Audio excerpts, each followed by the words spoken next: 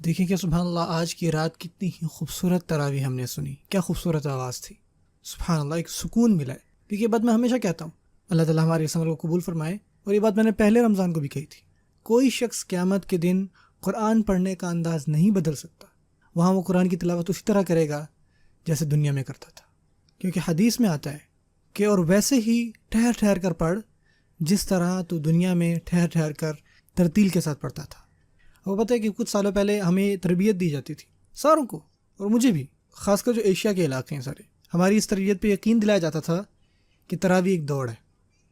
وہ امام سب سے بہترین، سب سے اعلیٰ ہے جو سب کچھ جو ہے وہ 20 منٹ کے اندر اندر ختم کرے، وہ سب سے بہترین امام ہے، ٹاپ نوچ۔ تمام لوگ کہیں گے بھائی کیا اعلیٰ امام ہے، لیکن انہیں احساس نہیں ہوتا کہ جب وہ فیصلے کے دن آئیں گے نا تو وہ پھنس جائیں گے۔ واللہ یہ خطرناک بات ہے، یقین کریں۔ اور جب ہم لوگوں کو یہ کہتے ہیں کہ بھائی جلدی جلدی پڑھو، ہم اپنے خود کے نفسوں کو نقصان پہنچا رہے ہیں۔ دنیا اور آخرت کی سزا سے خود کو بچائیں،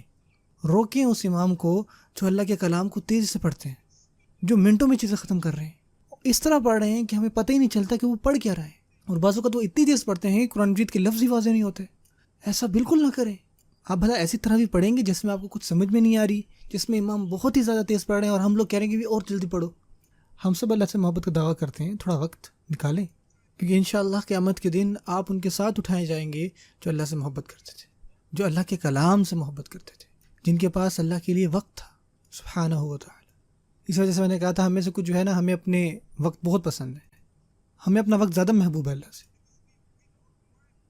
کیونکہ ہمیں پرواہ نہیں پڑتی کہ امام صاحب جو ہے وہ جلدی کر رہے ہیں۔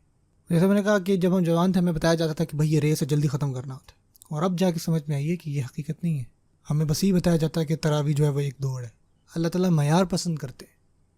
اللہ تعالیٰ کو مقدار سے کوئی لینا دینا نہیں ہے۔ یاد رکھیے، اگر آپ نے پورا قرآن مجید رمضان میں نہیں پڑھا اپنی تراویحوں میں،